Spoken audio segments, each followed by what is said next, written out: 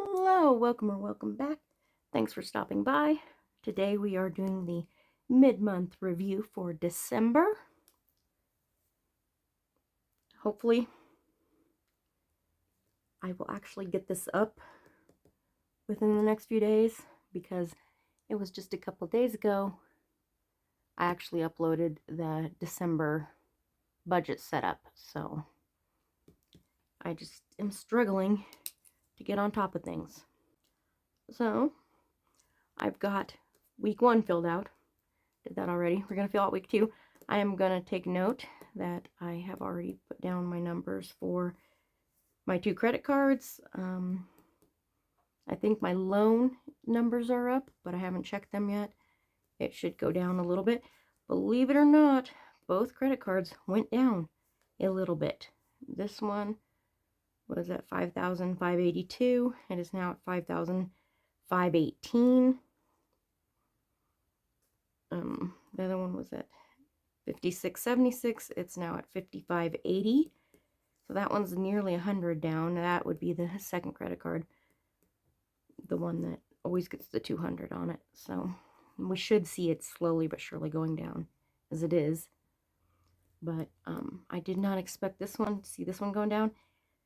We'll probably see it next month because, like I've said before, I do just like statement to statement rather than day to day, because I feel you can manipulate the numbers too much going day to day. Statement to statement is kind of something you can't fiddle with quite as easily. Yeah, so I'm gonna fill in the stuff I've got the first day, the 9th, which has Walmart and eBay. Here's Chase interest, so that won't go on it. Now we have Walmart, another Walmart at $9.41. And here we have another interest, but interestingly, we have member fee for one of the credit cards, which I did not account for, so that gets to go in spending. So, yay for that.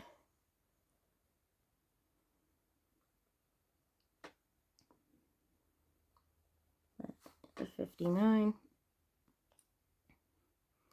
When I first got that credit card, like every credit card had a member fee. So now it seems like most of them you can get, well, seems like it's a little bit easier to get them without member fees, but my other credit card doesn't have it, but this one does. They're my 2 longest credit cards. I really do need to keep them around for, you know, your score, for it to be the length of accounts you have open. So if that helps that score, I'm gonna have to keep it. Let's see, after that, this of course is on next week, but it is a bill anyways. I just filled it in. We do have 2 here. The third is Amazon subscriptions, so that'll go in separately. But we do have Walmart again for $8.91 and Google for $9.99. So we can add those together, and that'll give us our spending for the second week. 133 plus 67.51 plus 9.41 plus 59 plus 8.91 plus 9.99 equals 174.15. If it wasn't for the member fee, that would have been pretty good. I would have been pretty close to sticking within my budget. Something always comes up. That is the hardest part. It seems like something always comes up, and I just, you know, I haven't been doing this long enough to remember to put in these, like, things that aren't monthly, like things that are like annually. So anyways, week 3 will be the 16th through the what is it? 22nd.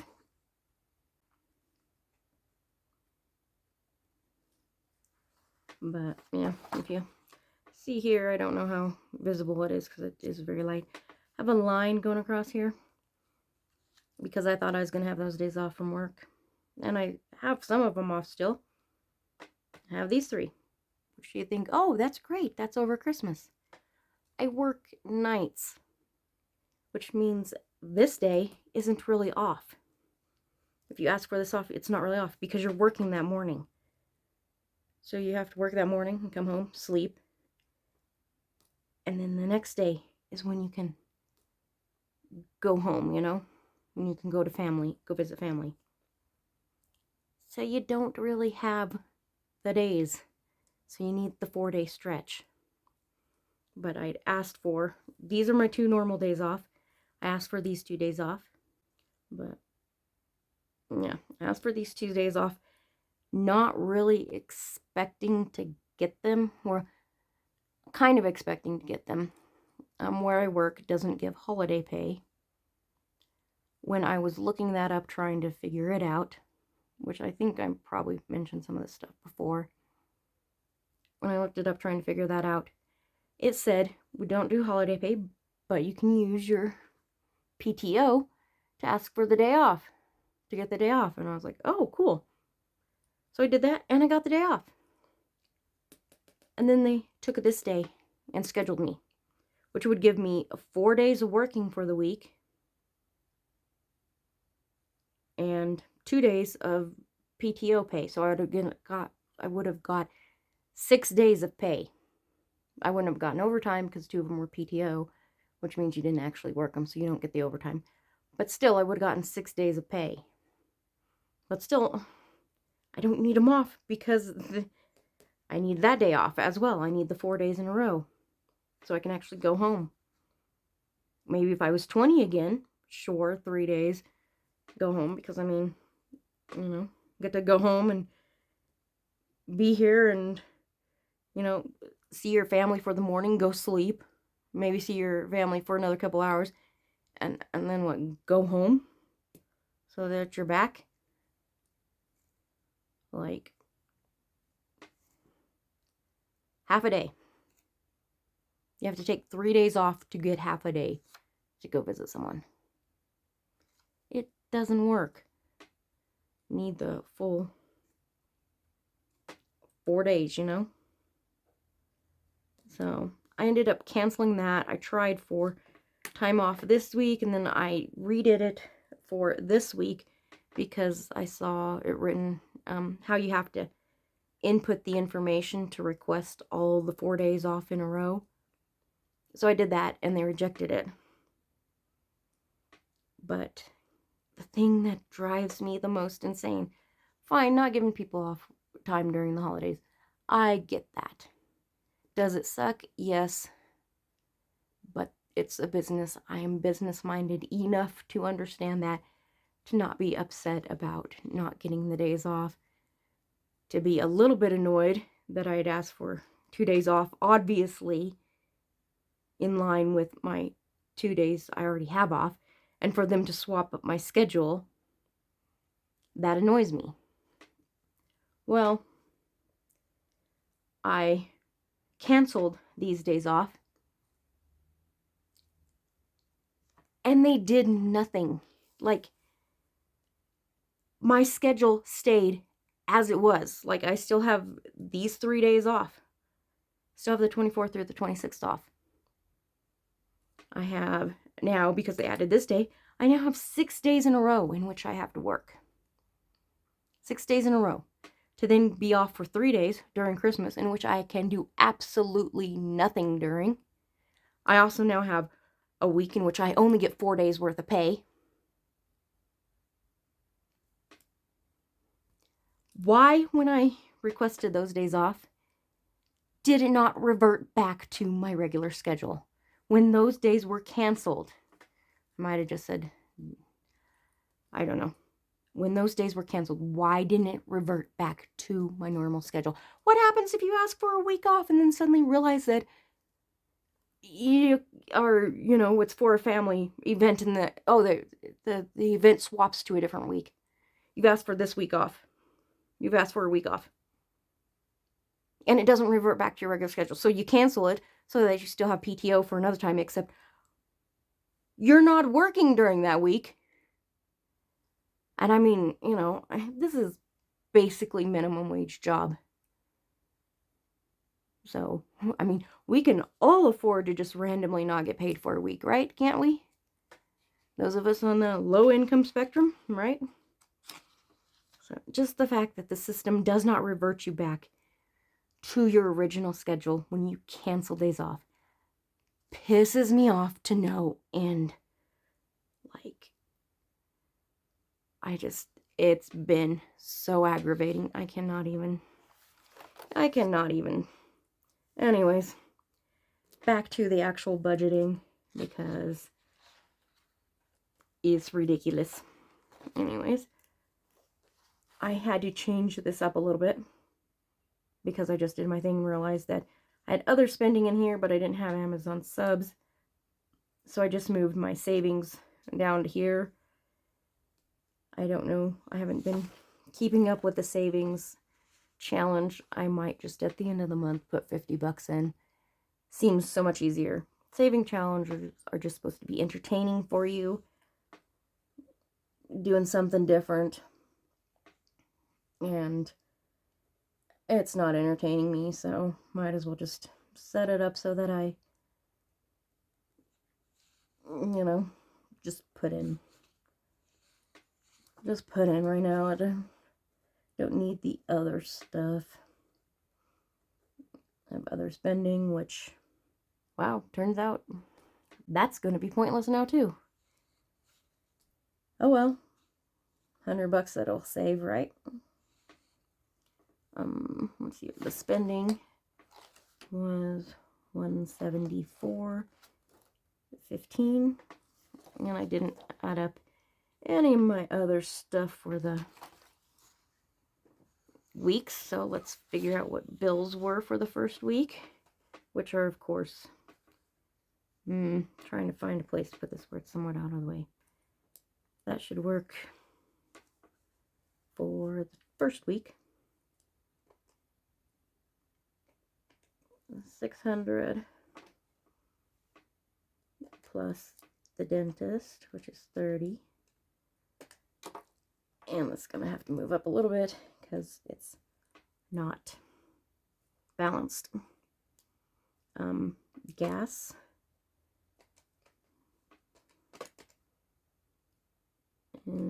Amazon subs is separately. eBay, Walmart. We do have a State Farm, which is my insurance. Plus $75.05. Bills for the first week is $732.15. And Amazon subs, which I showed, $94.37. And other spending will be a 0. Now I got to do the bills for the second week. So let's see here. Walmart, eBay. First one we have is interest. Let's clear that out. 104. Whoops. I'm hitting the wrong buttons here. 104.54. Plus the next one will be the next interest. 102.17. And Upstart will be next week, because it only goes the 9th through the 15th. So that gives me total bills this month, or this week. Seriously, I have a brain, I just don't use it, I promise. $206.71 with the subs. The subscriptions coming in at $31.03. And other spending now 0. So my remaining of spending for the first week was at $113.34. Now we get to minus $174.15. I am already negative $60.81. I just, don't ask me. I thought I was going to be doing good, and then I did some extra spending this first week. I don't even know what I think it was, yeah, I did this big Maurice's order because I'm getting a little smaller than I used to be, and I needed pants. So, yeah. So, you know, I mean, I guess I could add the 100 from the other spending, but I'm over anyway, so not helpful. Let's see here. My subscriptions I have figured up at $155, so I'm just gonna write that in right there. And let's get started. 155 minus 94.37 gives me a remaining of 60.63. I feel like this last week I'm supposed to have a much bigger subscription order coming in. So now I'm a little confused as to what my math was for the subs this month. I don't know. Maybe I don't. Maybe I don't know. So the next one is minus 31.03 will now give us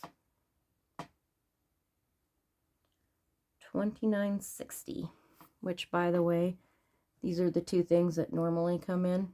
Oh no, the other one's supposed to be the first week in January, so I should have another 32-ish this week, and I have 29.60 left. I cannot math. I'm just gonna start adding $10 to my Amazon sub guesstimation. I think that's what I'm gonna have to do, because I'm just not mathing that for some odd reason. Anyhow, technically, because I don't do anything here, but technically I haven't done any of the other spending, so I still have 100 left each one of those weeks. Pretend like I'm actually doing good with something, I guess. But I did do my investments already, and I paid off, didn't pay off, I paid my payment on actually both my credit cards already, so how much it will actually account for the one main one that I put money on each month, it's hard to say. But yeah, phone hasn't come in yet. Paid the gas. I didn't pay it, bought gas. Dentist has come in. Insurance has come in. So I can add that one up so that it's already there for the end of the month. Plus 30. I really could have done that in my head, couldn't I have? Yeah. I like to pretend I'm smart. That's not true, but we did put the money on the second credit card. We did do the investments, and we do have the 2 interest payments that we can put on here. The first one, $104.54, and next one, $102.17.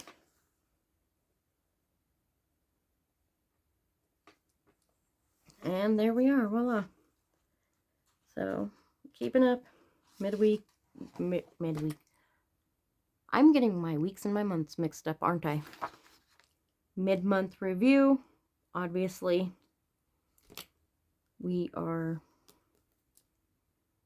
overboard already on the spending. We'll do what we can the next 2 weeks to keep it down. I'm not going to use, already being over as an excuse to just go ahead and overspend. Trying to avoid that as much as possible. Yeah, don't have anything else going on the end of the month now, so should be able to stick with that one a little bit better. Anyways, that'll be it for this video, so please be sure and do all the things. Like, comment, subscribe, hit that notification bell, and I will see you in the next one. Bye.